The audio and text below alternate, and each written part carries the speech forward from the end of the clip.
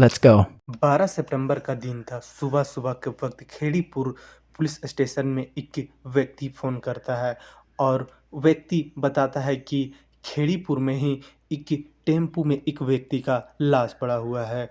इधर स्टेशन में सीनियर को इन्फॉर्म किया जाता है। सीनियर में वहाँ साहुल खान थे प्रेजेंट में। तुरंत जीप उठाते हैं और उस जगह पहुंचते हैं। उस जगह पहुंचने के बाद सचमुच में देखा जाता है कि एक टेम्पो में एक व्यक्ति का लाश पड़ा हुआ है। जब लाश के नज़दीक जाकर देखा जाता है तो देखा जाता है कि उसके गले में कुछ निशान है और गले दबा हुआ था। तुरंत ही उस बॉडी को पुलिस कब्जा में लेती है, उसे पोस्टमार्टम के लिए भेज देती है और बॉडी देखकर यह पता चल रहा था कि वह टेम्पू चालक ही है। टेम्पू का चाबी उस बॉडी के बगल में ही गिरा हुआ था, इसलिए पुलिस को लगा कि यह टेम्पू चालक ही है। अब उस कत्ल हुए व्यक्ति के घर तक पहुंचना था, लेकिन उसके पास कोई डॉक्यूमेंट्स नहीं था। फिर पुलिस उस टेम्पो के नंबर से डिटेल निकालती है तो पता चलता है कि वह दिनेश नाम है और वह खेड़ीपुर के ही रहने वाला है। दिनेश के घर तक पहुंचती है पुलिस और उस घर में जाने के बाद एक महिला मिलती है और उससे पुलिस पूछती है कि दिनेश नाम के व्यक्ति कोई यहाँ था क्या इस घर में। एक महिला बताती है कि हाँ, वो मेरा पति थे, नवयुवक लड़की थी। इसके बाद पुलिस बोलती है कि दिनेश का कत्ल हो चुका है। वह महिला वहीं पर दस्त खाकर गिर जाती है। कुछ और महिला आती है और उस महिला को उठाने लगती है। पुलिस उस घर वालों के बोलती है कि बॉडी को पोस्टमार्टम कर दिया गया है, बॉडी का शिनाख्त करके उसे आप ले आएँ और उसका अंतिम संस्कार करें। पुलिस वहाँ से चली जाती है और दिनेश के परिवार वालों पोस्टमार्टम हुए दिनेश को घर लेकर आते हैं, उसके अंतिम संस्कार करते हैं। अब पुलिस को उसके कत्ल का वजह और कातिल तक पहुंचना था। अंतिम संस्कार होने के बाद पुलिस दिनेश के घर आती है तो पता चलता है कि दिनेश की पत्नी फांसी लगा ली थी और वह हॉस्पिटल में है। यानी 90% दिनेश की पत्नी मर चुकी थी, 10% बची हुई थी, वह एसीयू में भर्ती थी। इसलिए कि जब वह फांसी लगाई थी तो कुछ लोग देख लिए थे और तुरंत ही उसके फंदे को जाकर काटे थे, इसीलिए, नहीं तो वो भी मर गई होती। लेकिन जब पुलिस हॉस्पिटल जाती है तो पता चलता है कि वह अभी बात करने के हालत में नहीं है। इसलिए कि पुलिस को पता था कि अगर दिनेश के बारे में कुछ जानती होगी तो उसकी पत्नी जानती होगी और नहीं तो उसके घर वालों, बूढ़े माँ-बाप क्या जानते होंगे। और लोग पत्नी से अक्सर बहुत कुछ शेयर किया करते थे। लेकिन पुलिस उसके ठीक होने का इंतज़ार कर रही थी। 2-3 दिन बीत जाता है, लेकिन दि दिनेश के पत्नी में कोई सुधार नहीं होता है। फिर पुलिस को कातिल तक पहुंचना था।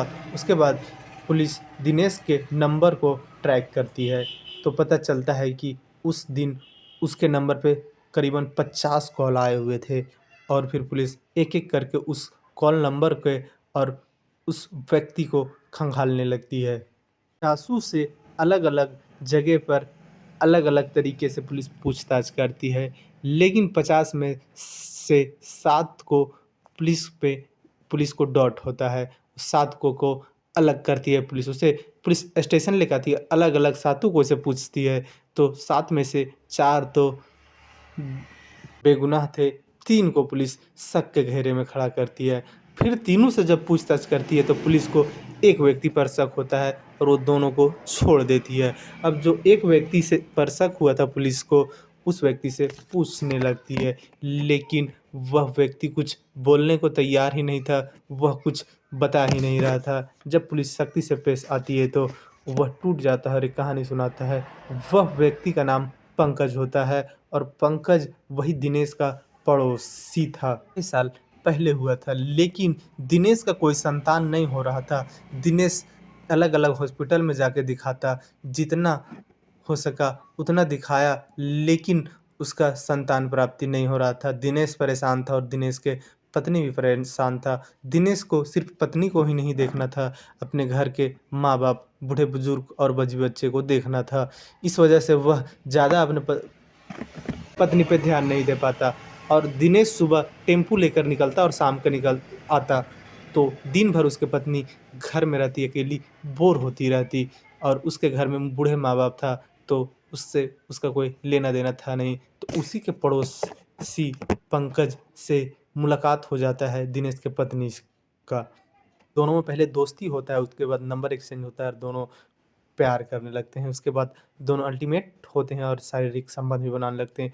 कई दिन तक ये दोनों शारीरिक संबंध बनाते थे और जब पड़ोस के आसपास के लोग देखे तो इस बारे में दिनेश को बताते हैं। दिनेश अपने पत्नी पे गुस्सा करता है और समझाता है, बोलता है कि कितना बड़ा बदनामी की बात है, इससे कितना बड़ा हमारे परिवार पे दाग लगेगा, हमारे परिवार का नाम खराब होगा। और उसकी पत्नी एक पल के लिए समझ जाती है और फिर बोलती है कि ठीक है, हमसे गलती हो गया, अब हम पंकज से कभी नहीं मिलेंगे। और उसकी पत्नी पंकज को फ़ोन लगाती है और बोलती है कि अब तुम हमसे मिलने का कभी कोशिश नहीं करना। लेकिन पंकज को बहुत ज़्यादा तकलीफ़ होता है, इसलिए कि दिनेश की पत्नी से उसे इश्क हो गया था। उसके बाद जब कई हफ्ते तक उसकी पत्नी पंकज से नहीं मिलती है तो पंकज को गुस्सा आता है और प्लान बनाता है कि क्यों ना हम दिनेश को ही मार दें ताकि वो मेरी हो जाए।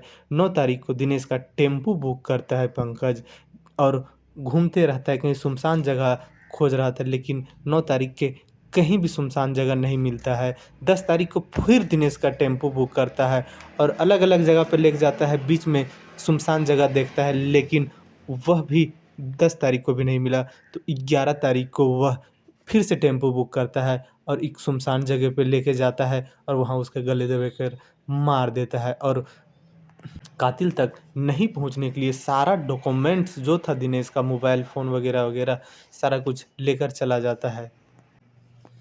और जब पंकज से पूछा जाता है कि डॉक्यूमेंट्स तुम सारा क्यों लेकर आ गए थे, तो पंकज का कहना था कि हमें लगा कि पुलिस हम तक पहुंच नहीं पाएगी अगर हम सारा सबूत ख़त्म कर दें। लेकिन क्या पुलिस का हाथ बहुत लंबा होता है और पुलिस पंकज को आखिर पकड़ ही लेती है। लेकिन उसके पत्नी को इस बारे में पता ही था, इसीलिए वह फांसी